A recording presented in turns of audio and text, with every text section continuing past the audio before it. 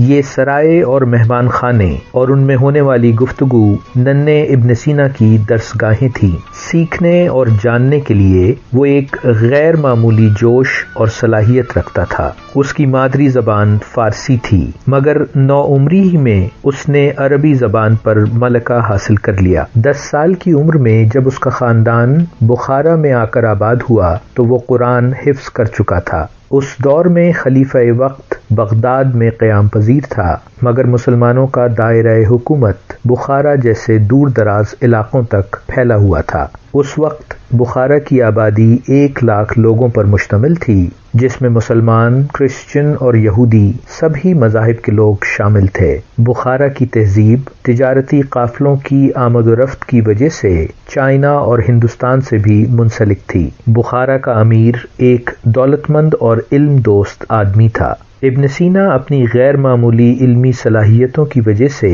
بخارا جیسے علم دوست شہر میں جلد ہی مشہور ہو گیا۔ اس نے علم ہندسہ اور الجبرا مسالہ جات کے ایک ہندو تاجر سے سیکھا۔ ایک مسلمان عالم نے اسے فقہ اور شریعت کی تعلیم دی۔ اس کے والد نے اسے یونانی فلسفہ پڑھایا۔ وہ علم طب کی مکمل تعلیم حاصل کرنے کے بعد محض 16 سال کی عمر میں امیر کا طبیب مقرر ہوا، اور اس طرح اس کی رسائی امیر کی لائبریری تک ہو گئی۔ وہ کتابوں میں درج ارسطو اور اقلیدس کے فکر و فلسفہ سے مسحور ہو گیا۔ اس نے ٹولمی کے انسائکلوپیڈیا سے بھرپور استفادہ کیا، اور ان تمام علوم سے گزر کر وہ بالآخر علم طب پر مرکوز ہوا۔ اپنی شخصیت میں موجود حد درجے خود اعتمادی اور خود پسندی، اور بخارا کے امیر کی اچانک موت اور وہاں کی لائبریری میں حادثاتی آگ لگ جانے کے باعث اس کے بہت سے حاسدوں کو اس پر الزام تراشی کا موقع ملا۔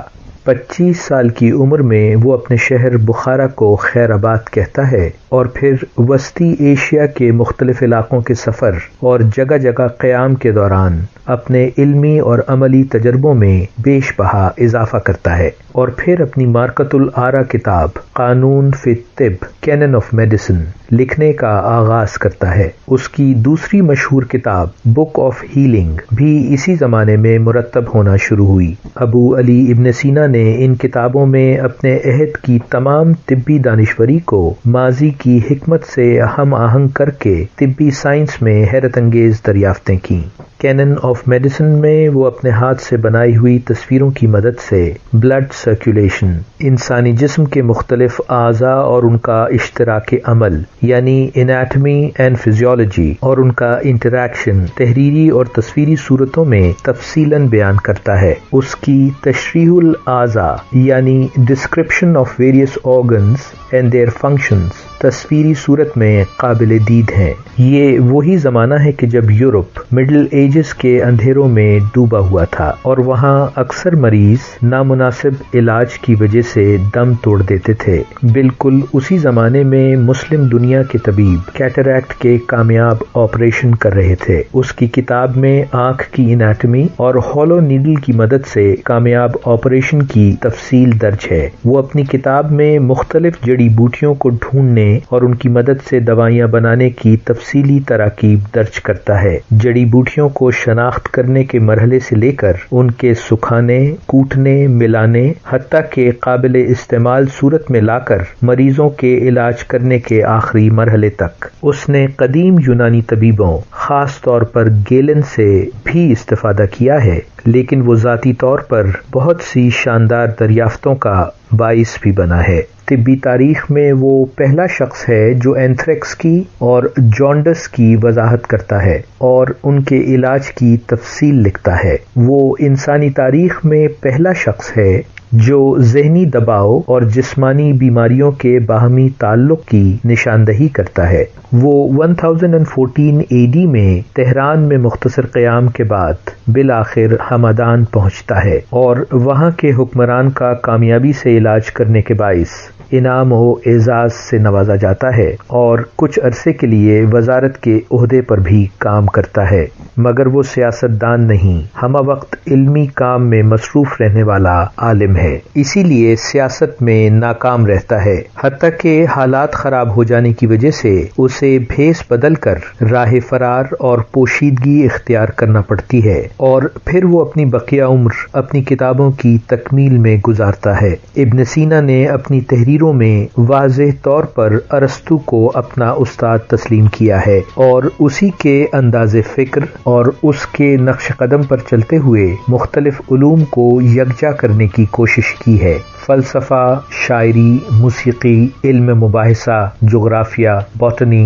زولوجی اور کیمسٹری، اور ایسا کرنے کی کوشش میں بھرپور علمی کام سر انجام دیا ہے۔ ایک اندازے کے مطابق اس نے 450 علمی دستاویزات تحریر کی، جن میں سے تقریباً 250 اب تک محفوظ ہیں۔ وہ ایک کل وقتی طالب علم ہے، مسلسل تجربات حاصل کرنے والا مسافر اور عالم۔ اس کی سیماب صفت طبیعت اسے ہمدان سے اصفہان لے جاتی ہے اور وہاں وہ اپنی تصنیفات کو آخری صورت دیتا ہے۔ اصفہان کا حکمران ابو علی ابن سینا کے لیے ایک شاندار آبزرویٹری تعمیر کرتا ہے اور وہ یہاں فلکیات کے علم میں اپنی تحریروں کے ذریعے سے گراں قدر اضافہ کرتا ہے۔ اس نے اس دور میں بہت سے آلات ایجاد کیے اور اس دور میں بنایا ہوا اس کا قطب نما 16ویں صدی عیسوی تک یورپ میں استعمال ہوتا رہا۔ مسلسل سفر کرنے اور انتھک علمی کام میں مصروف رہنے والے اور بہت کم سونے والے ابو علی ابن سینا کی صحت بالآخر اس کا ساتھ چھوڑ دیتی ہے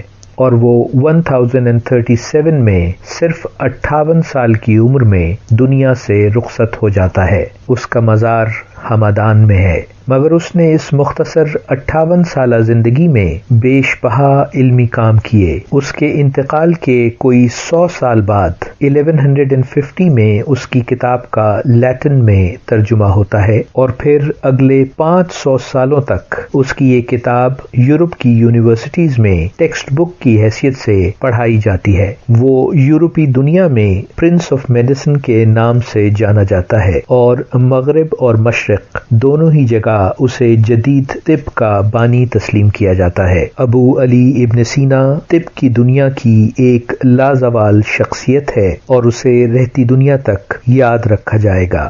گنیش کی اچانک کھلکھلاہٹ نے مجھے چونکا دیا اور میں اپنے خیالات کے تسلسل سے باہر آیا۔